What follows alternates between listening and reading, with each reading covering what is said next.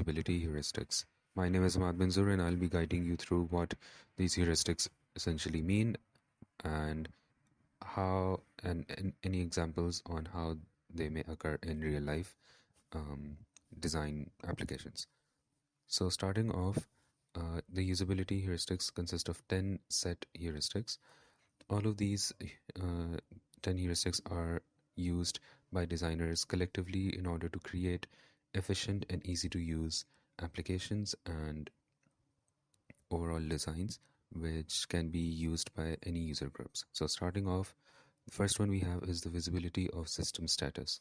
So this refers to how the design should keep users informed at all times about what is happening through appropriate feedback. So this feedback needs to come in a reasonable amount of time and essentially means that the feedback is easy to understand and easily visible based on how the system state changes. So a few examples may include the bell icon for notifications, a loading icon showing or a loading bar, and switches as well. So any sort of switches, alarm switches, which show a different color when turned off or turned on. So moving on, for the second heuristic, we have match between the system and the real world. So this refers to how well the design matches the system functions to real world concepts. So any words, phrases, or imagery in the real world can be used to better communicate what a function is supposed to do. This allows users to better understand the purpose of any functions and not depend entirely on testing them out. So some examples can include the trash can symbol for the recycling bin and the home icon, as well as the magnifying glass for the home and search functions that we usually find on websites and applications. So the third one we have is user control and freedom. So oftentimes when interacting with any sort of digital systems, users do wish to undo or go back to a previous system state should they make a mistake. And having an efficient way to allow users to go back to previous states is important and is what is actually meant by this heuristic. So some examples are, of course, the undo button. The redo button can count as well, since it is the same concept. It is taking you back to a certain system state. And of course, the delete option to remove any sort of invalid entry that the user may have made to go back to a certain state and redo the task again. So the fourth heuristic we have is consistency and standards. So generally designs, when being curated for certain websites or applications, they need to follow a certain convention present in the industry already. The reason for this is that users are constantly using different applications and have subconsciously become used to a certain consistency and standards found in applications now. So one example is how Google's redesign of the logos of many of its services use the same color palette and the same design in order to create this coherence. Another example can be the add to cart or any other buttons we find on different applications, which are usually shown in the same manner in different applications. The fifth heuristic we have is error prevention. So while it is important to properly show error messages, the design must be able to prevent errors from happening essentially. This is of course done by providing better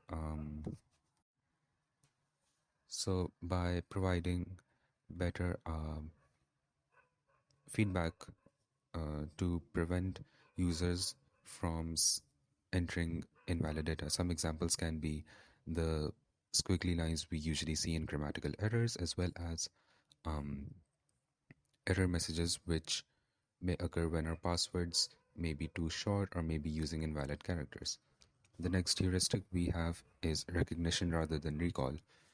So, a lot of um, applications have very extensive systems, and hence, in order to reduce the memory load on the user, it is important that the system is designed such that the user is able to recognize functions instead of having to recall the exact number of steps that they need to take in order to achieve a certain goal.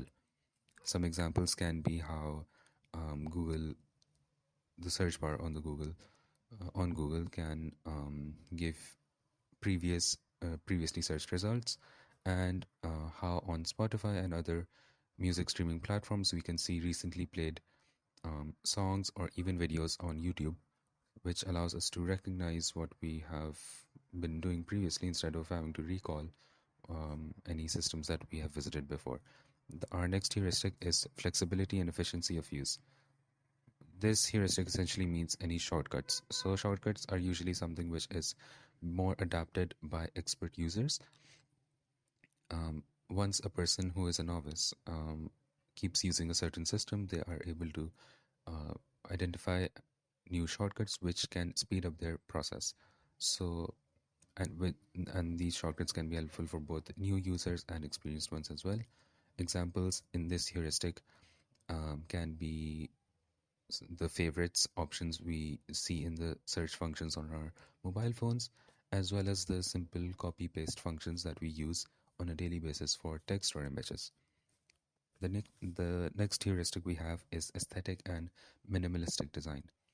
So, interfaces, since there are already so many functions constantly happening in digital interfaces, it is important to keep them simple and easy to understand, easily digestible for the user through aesthetic and minimalistic design. So, using consistent design and using colors which are easily identifiable by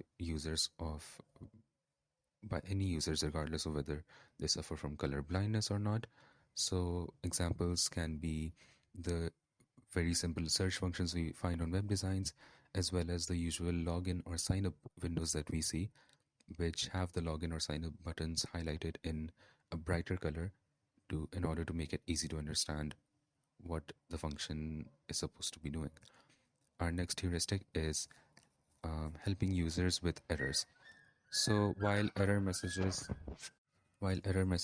are important, important to be shown, uh, designers must also make sure that they are shown in a plain and easily understandable language or imagery. So, some examples which can occur in this heuristic include error messages that occur when we may enter incorrect um, characters in a password, incorrect length, and or if we may enter the wrong email addresses, the wrong kind of data in the required data field. These error messages are examples of this particular heuristic. And lastly, we have help in documentation. While it is important that a system is designed in a way that it does not require additional support, regardless, it is important for designers to include a help or documentation option which users can refer back to should they be confused about any functionality of the system itself.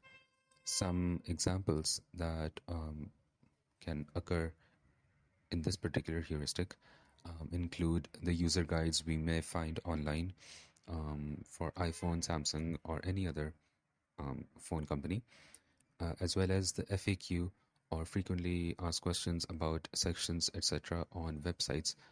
Majority of the websites which do have these sections to make it easier for the user to understand, better understand any issues that they may be facing.